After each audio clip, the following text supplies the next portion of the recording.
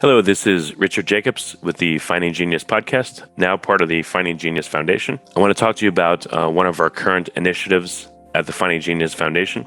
That's called the Anxiety and Depression Codex. So our premise here is that if you suffer from anxiety and depression, or if you know someone that has or is, and you go to an expert to try to help you, it's likely you'll get 2 or maybe 3% of all the possible treatments out there. What if we were able to assemble 20% of all the possible treatments out there? How are we going to do this?